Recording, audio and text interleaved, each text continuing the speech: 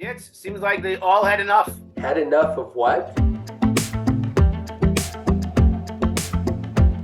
Before we start, welcome all new subscribers. Please feel free to comment and share this video. And to anyone who's not subscribed yet, please consider subscribing right here. Really helps us with the channel. So this week, Parshat בהעלותך, a lot of incidents, a lot of stories in the Parsha itself. And after almost a year by Har Sinai, Am Yisrael gets up and leaves Har Sinai and starts its traveling in the desert towards Eretz Yisrael, keeping in mind that they are about to enter Eretz Yisrael. And in Perek Yud Aleph, right after a very unusual pause in the Torah, we find a sequence of problematic events, starting with Chet HaMit'onanim, the sin of the complainers that literally complained about nothing. We don't know what they complained about. We just know that they complained and they got hit. But following that event, the Riff Raff in Am Yisrael found something to complain about. They complained that they are craving something else. They do not want the man anymore. They had enough of this gluten. They want meat. They want real meat to eat. And this leads all of Am Yisrael to crying, all their families crying in their tents. And Moshe Rabbeinu has enough. And the Torah even says that Kadosh Baruch Hu didn't like it, and even Moshe Rabbeinu found it to be very bad. And then we find Moshe Rabbeinu telling Kadosh Baruch Hu that he can't carry Am Yisrael anymore by himself. And Kadosh Baruch Hu telling Moshe, go gather 70 people to help you lead this nation. And then the Torah continues with the story how Kadosh Baruch Hu punished Am Yisrael with a very unique and interesting way to punish, saying, you want meat? I will give you so much meat and it's going to come out of your nose. You're going to be fed up with this meat. And when you read all this sequence of events in the Torah, you have to ask yourself a few questions. First of all, we have to ask, what is this punishment? If it's a bad request, then nothing should be given to them. If it's a good request and it's asked in a bad way, then tell them they asked it in a bad way. What is this punishment of giving them so much that it's going to come out of their nose? It sounds a little bit cartoonish, you know? This is something we would draw in a cartoon. But more than that, we have to ask, why is this the straw that broke Moshe's back? Why did this cause Moshe to tell HaKadosh Baruch Hu he cannot carry Am Yisrael anymore by himself? And on top of that, if the answer HaKadosh Baruch Hu gives Moshe is, go gather 70 skenim, then fine, give it its own Parsha. Why is this intertwined with the sin of the craving, with Chet HaMitאווים? Why are these two stories, these two very important events, Am Yisrael wanting, demanding meat, and the story of Moshe gathering 70 people that later on became our Sanhedrin? Why are these two events so intertwined, so linked together in the Parsha? Yes, I think to really understand, I think the main question is, first of all, what's so different about this story than others? It's clearly different in every way. The punishment, what Moshe's response is, why? I mean, we see so many times Bnei Israel complaining. And even if you want to say what's different, because they say, we remember Mitzrayim when we had everything in Mitzrayim. This isn't the first time they're saying that. They actually said that back in Parashat Beshalach, right at the beginning, and that wasn't the response. They actually ended up getting food. The problem was resolved. So why is the response here so different? But I think if we look carefully, there's a huge difference between back in Beshalach and here. And the first difference is a simple fact. They really needed something back then. As you were saying, maybe they didn't ask it in the right way, but they actually needed food to eat. And they also just left Mitzrayim. They were lost, they were confused, they were entering the desert. And even then, they said, we sat at the edge of the pots in Mitzrayim. They didn't say we got free food. Here, they've gone through so much already. They've gone through first Matan Torah and the second version and the process we spoke about, and they built the Mishkan. They're not lacking anything. They have everything. And the Torah points this out because right after they complain, it stops, pauses, and says, just by the way, if you didn't remember, they had the man, and I'll tell you how great the man was. And it says a few details just so we understand how great and how tasty the man was, just to clarify the point of what's happening here is totally disconnected from reality. This isn't a complaint because they're really lacking something. This is something else. This is about craving. This is about taiva. This is about what taiva is always about. You're chasing something, and when you're chasing something, you start imagining things. Oh yeah, back then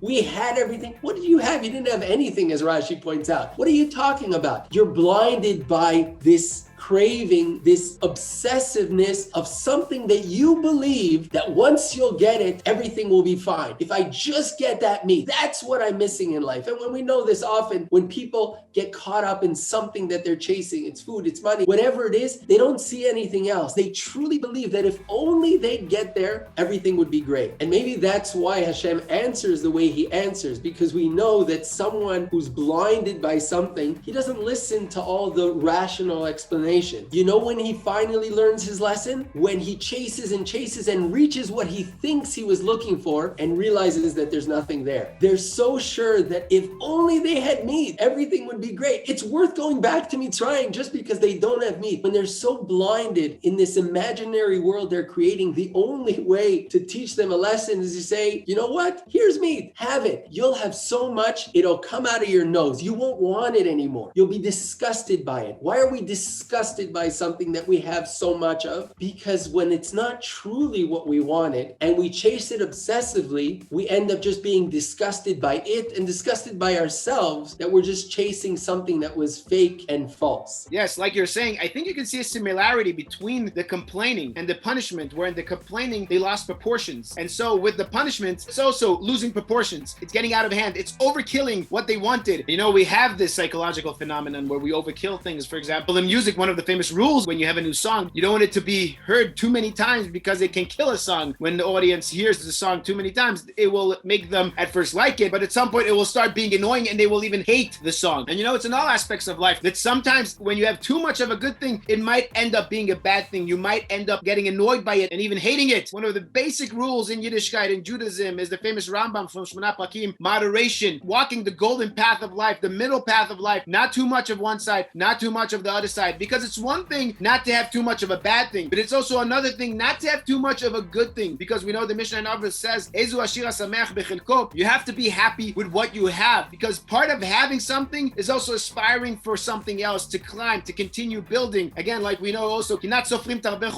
sometimes jealousy is a good thing if it's utilized in the right way towards creating, towards building, towards adding levels to the world. And the same thing with every individual. You have to be happy with what you have, but again, Ezu Ashir Hasameach Bechelko doesn't necessarily mean be happy with what you have. It can mean two things. First of all, appreciate what you have, be happy with what you have. But second of all, also appreciate the fact that you only have a part, that you don't have too much of something, so that you can continue aspiring to more, so you can continue building. And really, when you look at the psukim, the Torah, it suddenly talks about the man over there. That's what the man was about. Each one got exactly what he needed. He didn't get more, he didn't get less. He got exactly what he needed. And just like in the man where you had exactly what you needed, that's the blessing in the man, that understanding that what you have is what you need. And it's okay to aspire for more. It's important to aspire for more, but it's as important to be happy with what you have. And with that happiness, aspiring for more would be a good thing. You pointed out to the fact that we have two stories intertwined here. We have Moshe Rabbeinu falling apart. Why is Moshe Rabbeinu falling apart in this case? So we said, you know, the fact that they were asking for things they didn't even need. And I'm sure that was hard for Moshe Rabbeinu, who took them out of Mitzrayim, to hear. But maybe this goes back to the whole title of this all, the taiva, this chasing, this craving. This is exactly where the spiritual Moshe Rabbeinu, who went out of Mitzrayim, who went through Har Sinai, who built the Mishkan, who's ready with such excitement. And we see the excitement when he talks to Yitro in our Parsha, we're going to the great place. And the separation between him and those who are lost in this chasing of nothingness. And this maybe also explains everything that happens later with the Shivim Zkenim. Why is that solution, as you mentioned, intertwined? First solve the meat problem, then we'll take care of Moshe needing help. Why is that mixed together? Because they are mixed together. Because the only way to overcome people chasing their taiva is filling it with something else, is spirituality. When people are chasing something, it's because people are chasing meaning. They want purpose in life. They want to chase something because they want something to get up in the morning for, something they want to strive for. So it's either something spiritual, it's either some ideals that they believe in, and if they're not there, it will be money, it will be other things. Moshe Rabbeinu is in that spiritual place, and he just doesn't understand. This is when he raises his hands and is frustrated and gives up. It's because he doesn't even know where to start. He doesn't even understand, where are they? There's such a deep separation between the two, and maybe that's the cure. What Hashem tells him is, go collect 70 spiritual people. Where do you collect them from? That Am Yisrael that you don't understand, that are disconnected from you. They're lost in chasing that physical world. You're here. No, we need to connect the two. Go find 70 spiritual people from within Am Yisrael and bring them together with you. And the words describe how Hashem will speak to Moshe, and the spirituality will sort of overflow from Moshe onto these people. people. In other words, Moshe, you know what the problem is? You're leading Am Yisrael, and that's great. You're taking them where they need to be. That's great. You're telling them what to do. That's great. But right now, the spirituality that you're in, you're there.